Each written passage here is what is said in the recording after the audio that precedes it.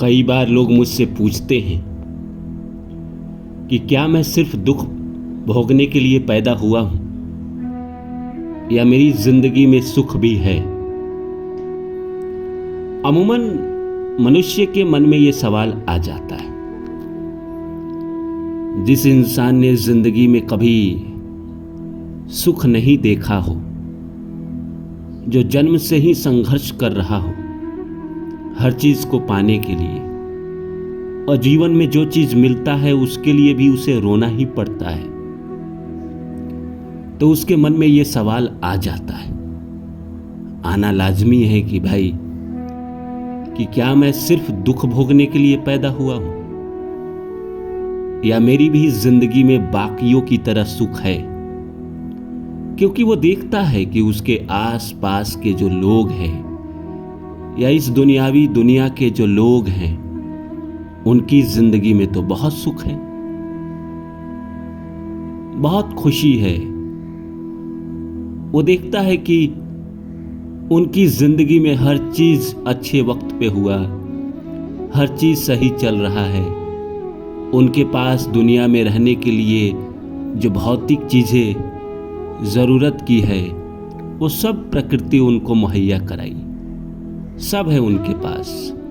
जन्म अच्छे परिवार में हुआ, शिक्षा दीक्षा अच्छे स्कूल कॉलेज में हुआ, शादी अच्छी लड़की से हुई, नौकरी अच्छे हैं, पैसा भी अच्छा कमाता है, जिंदगी में सारी खुशी है। और खुद का जीवन देखता है तो देखता है कि ना घर अच्छा मिला, ना पढ़ाई लिखाई अच्छी हुई, ना नौकरी अच्छी मिली, ना शादी हो रही है या हुई भी तो उसमें दुखी है। और जीवन में हर चीज़ के लिए रोना पड़ता है, पैसों के लिए, काम के लिए। आज तक जीवन में 30 साल 35 साल 40 साल उम्र हो गई, एस्टेब्लिश नहीं हो पाए। जिनकी शादी हो गई उनको बच्चे नहीं हो रहे हैं, जिनकी शादी हो गई कई लोगों की ऐसी है कि जिनकी टूट गई। जीवन में तमाम तरह के मुश्किलात वो देखते रहते हैं। इसीलिए उनके मन में ये सवाल आ ही जाता है कि क्या मैं सिर्फ दुख भोगने के लिए पैदा हुआ हूं या मेरे भी जीवन में सुख है। तो नमस्कार दोस्तों, मेरा नाम है रानू बाबू और जैसा कि आप सभी जानते हैं कि मैं आपके लिए कहानी, कविता और मोटिवेशनल वीडियो लेकर आता हूं। आज लेकर आया हूं कि क्या इंसान सिर्फ दुख भोगने के लिए पैदा होता है या सुख भी है उनके जीवन में। तो आइए शुरू करें। शुरू करने से पहले आप सभी से निवेदन है कि आप मेरे चैनल को सब्सक्राइब कर दें, और जिनको मुझसे बात करना है मेरा नंबर है 8102236503, इस पे व्हाट्सअप करें। जो भी आपके प्रश्न हैं, कुछ चार्ज है उसके देने के बाद आप ज़रूर पूछ सकते हैं। तो देखिए, एक गीत आया था बहुत पहले, राजेश खन्ना का फिल्म था, फिल्म का नाम था अमृत। उसमें एक गीत था कि दुनिया में कितना गम है, मेरा गम कितना कम है, औरों का गम देखा तो अपना गम मैं भूल गया। आपको लग रहा है कि प्रकृति ने आपके जीवन में बहुत सारी कमी रखी है, ये सच है। भगवान इस दुनिया में बहुत सारे लोगों को अभाव में जिलाते हैं। उनके पास वो सारी सुख सुविधाएं नहीं आ पाती है जो बाकियों के पास होती है। जैसे भौतिक जो चीज़ें होती है, जैसे घर बड़ा हो, उनकी गाड़ी बड़ी होती है, उनके जीवन में रिश्तों की कोई कमी नहीं होती है, रिश्ते भी बहुत अच्छे होते हैं, वो पद पे अच्छा होता है, लेकिन आप उसको दूर से देखते हैं, इसीलिए आपको लग रहा है वो बहुत सुखी है। जब आप करीब जाओगे, जो गम आपका है, जो दुख आपका है, वही दुख उनका भी है। आपको लग रहा है कि मेरे पास 10,000 रुपया नहीं हो रहा है, उसका गम 10 लाख का होगा, लेकिन उतना ही है। गम इंसान का उतना ही है जितना आपका है। हाँ, वो आपकी तरह रोजमर्रा की जिंदगी में दुखी नहीं है, खाने पीने या कोई चीज खरीदने के लिए। उसका दुख कोई और तरीके का है। इस संसार में जो भी आया है, जब से जन्म मिला और जब तक मृत्यु ना आ जाए, हर इंसान किसी न किसी चीज को लेकर दुखी रहता है। इस देश में या इस दुनिया में कोई भी ऐसा इंसान नहीं है जिसको अपना गम सबसे बड़ा गम न लगता हो। लाखों लोगों से मैंने बात की है, लाखों लोगों की मैंने बातें सुनी हैं। मैं जिनको बहुत दूर से देखकर लगता था मुझे कि वो बहुत सुखी और बहुत अच्छे इंसान हैं, जब उनके करीब गया तो मैं पाया कि इनसे ज़्यादा दुखी तो कोई है ही नहीं दुनिया में। और हर आदमी को देखकर मुझे यही लगा, क्योंकि हर आदमी को लगता है कि उसको भगवान ने कमी कर दिया है।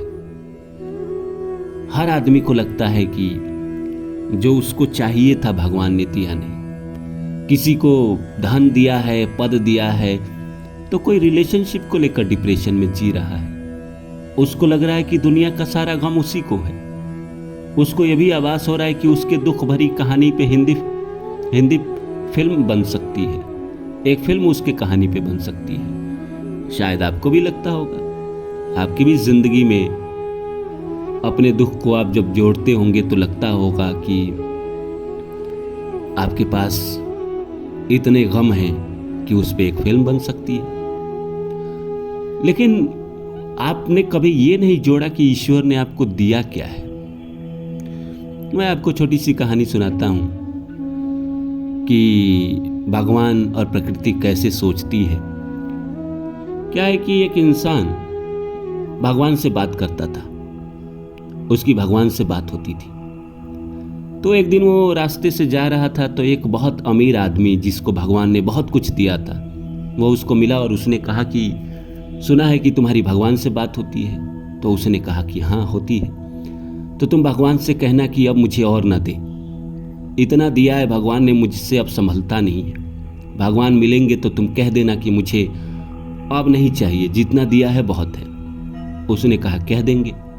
वो आगे बढ़ा तो एक भिखमंगा जो नीचे एक चादर लपेटे खड़ा था और भीख मांग रहा था, उसने भी जब इसको देखा तो बोला कि तुम भगवान से बात करते हो, तो भगवान मिले तो तुम कहना कि भगवान को शर्म नहीं आता है कि मैं रोज भीख मांगता हूँ, खाना भी सही से नहीं जुटा पाता, जी भी नहीं पाता, भोजन भी नहीं कर पाता, तन पे कपड़ा सही से नहीं है। उनको कहना कि मुझे कपड़ा दे, खाने के लिए दे, घर दे रहने के लिए। मेरे पास कोई घर नहीं है, बरसात आता है तो मैं कितना मुश्किल में जीता हूँ। उसने कहा कह देंगे। आगे बढ़ा, भगवान के पास पहुंचा, भगवान ने उसकी बातें की। फिर भगवान से उसने पहले अमीर आदमी की बात की कि उसने कहा कि अब और नहीं दीजिएगा, जो दिया है बहुत है। तो भगवान ने कहा कि ठीक है, उसको मैं देना बंद कर दूंगा, पर उसको जाके कहना कि वो शुक्रिया मेरा अदा करना बंद कर दे। अगर वो शुक्रिया अदा करना मेरा बंद कर दे तो मैं उसको देना बंद कर दूंगा। उसने कहा कह देंगे। फिर उसने भिखमंगे की बात कही कि वो भी रो रहा था और कह रहा था ऐसे ऐसे ऐसे। भगवान ने कहा कि ठीक है, मैं उसको देना शुरू कर दूंगा, लेकिन उसको पहले कहना कि वो कंप्लेन करना बंद कर दे, वो शिकायत करना बंद कर दे। वो शिकायत करना बंद कर देगा तो मैं उसको देना शुरू कर दूंगा। वो वापस आया तो अमीर आदमी मिला, उसने कहा कि भगवान से बात हुई? तो उसने कहा हाँ। तो भगवान ने क्या कहा? तो उसने कहा कि भगवान ने कहा कि आप प्रार्थना करना छोड़ दे, शुक्रिया अदा करना छोड़ दे तो भगवान आपको देना बंद कर देंगे। तो बोला ये तो नहीं कर सकता है, इतना कुछ दिया है भगवान ने, मैं शुक्रिया अदा तो बंद नहीं कर सकता। भिखमंगे को मिले तो उसको भी यही बात बोला कि तुम शिकायत करना बंद कर दो, भगवान देंगे। तो उसने कहा कि भगवान ने दिया ही क्या है कि मैं शिकायत करना बंद कर दूं और धन्यवाद देना शुरू कर दूं?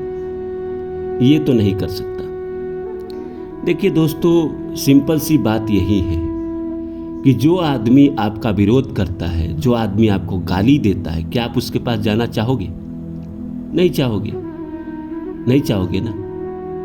तो तुम भगवान से शिकायत करते हो, कंप्लेन करते हो रोज, तो भगवान भी आपको कैसे देंगे? भगवान को धन्यवाद देना शुरू कीजिए। जो आपके पास है उसके लिए धन्यवाद करना शुरू करिए। जो आपकी तारीफ करता है आप उसको इज्जत देते हैं, उसको मानते हैं, उसके पास बार बार जाते हैं। तो भगवान का अगर आप शुक्रिया अदा करेंगे तो भगवान भी आपके पास बार बार आएंगे। कंप्लेन करेंगे, जो आदमी आपको गाली देता है उससे आप दूर भागते हैं, तो उसी तरह अगर आप कंप्लेन करेंगे बार बार अपनी कमियों, अपनी दुख को लेकर, तो आपके पास आना बंद कर देंगे। तो पहले कृतज्ञ की भावना अपने अंदर लाइए, जीवन में सुख भी आ जाएगा। जो चीज़ आपके पास नहीं है वो धीरे धीरे आपको भगवान दे देंगे, लेकिन पहले उसके लिए आपको कृतज्ञ होना पड़ेगा।